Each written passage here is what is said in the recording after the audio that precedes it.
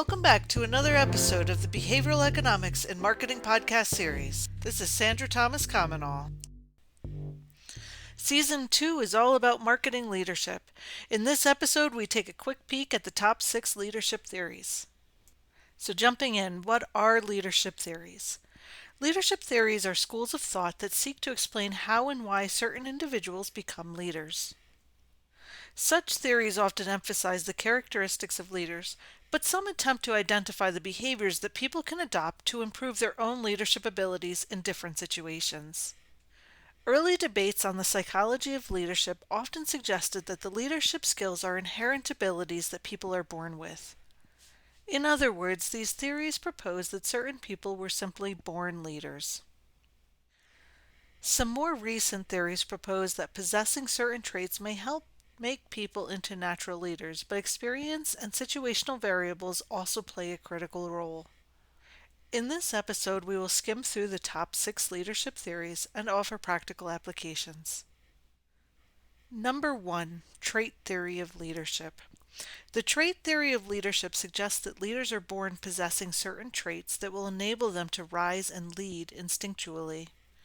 The trait theory is sometimes referred to as the great man theory. It is based on a 19th century idea that history can largely be explained by the impact of great men and women, such as Mahatma Gandhi, Abraham Lincoln, and Queen Elizabeth I.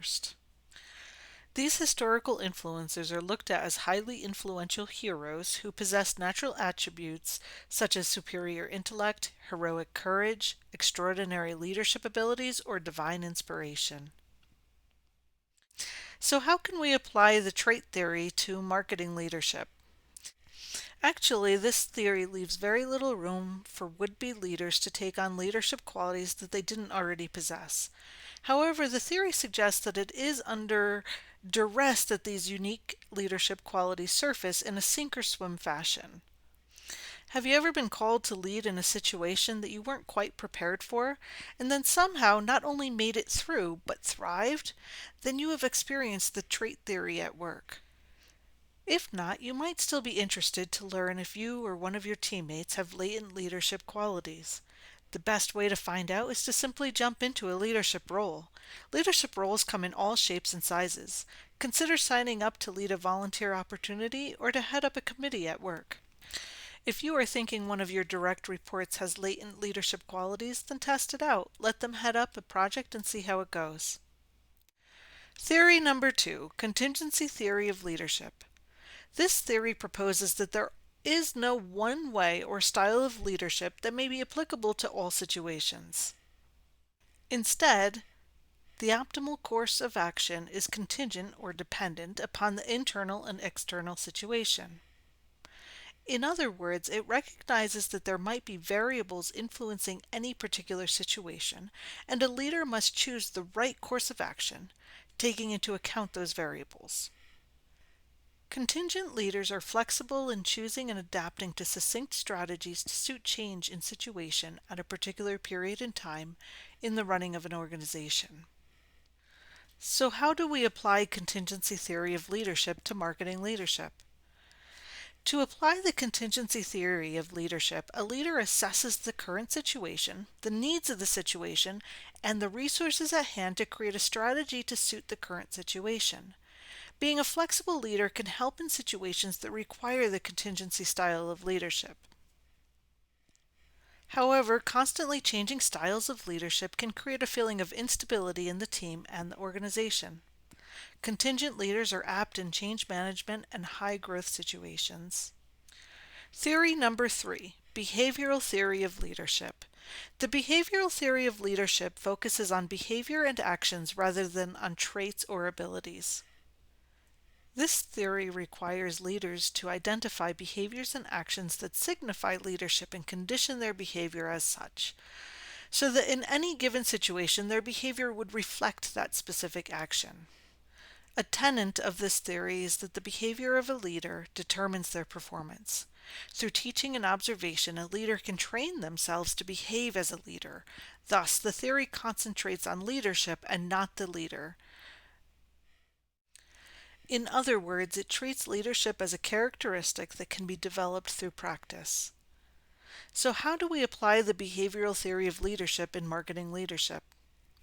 Leaders who wish to apply the behavioral theory of leadership should consider the characteristics and behaviors of a good leader and develop those in response to all situations.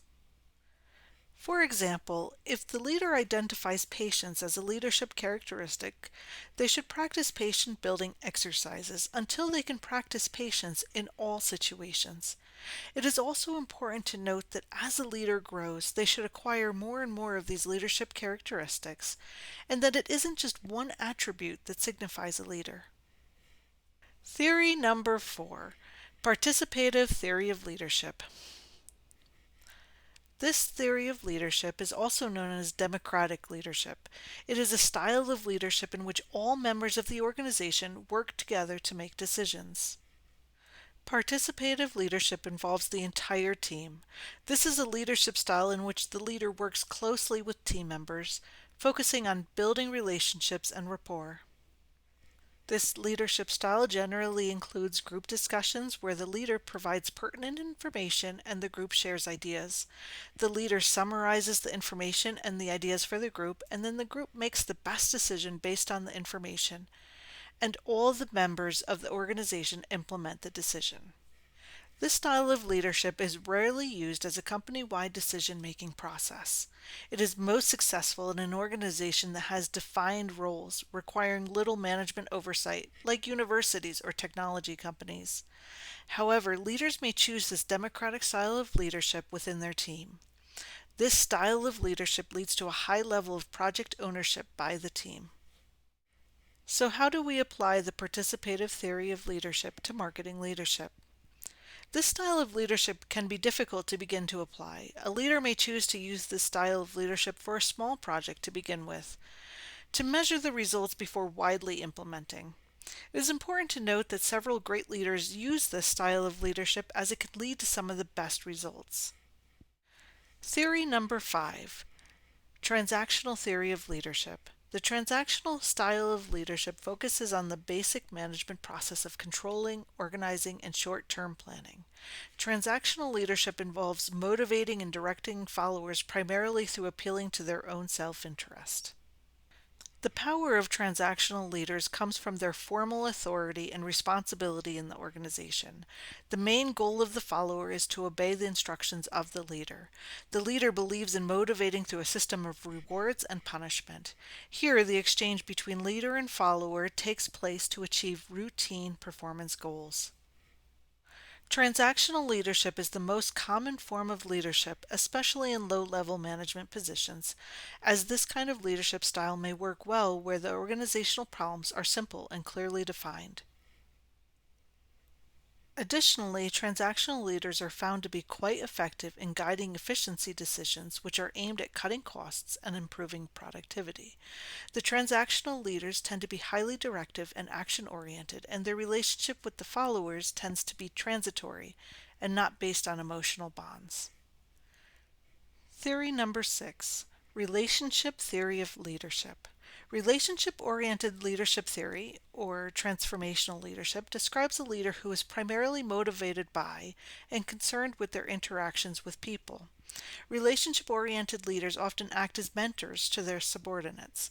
They schedule time to talk with their employees and incorporate their feedback into decisions. So how do we apply relationship theory of leadership to marketing leadership? To apply the relationship theory of leadership, a leader must get to know their team, their goals and motivations, the strengths and opportunities. The leader must listen to their employees and incorporate their feedback into decisions. To get started, invite your teammates out for a cup of coffee to break down the barriers through a casual environment. This type of leadership requires empathy and truly caring for your employees. Wrapping it up, understanding how we as humans make decisions is an important part of marketing and leadership.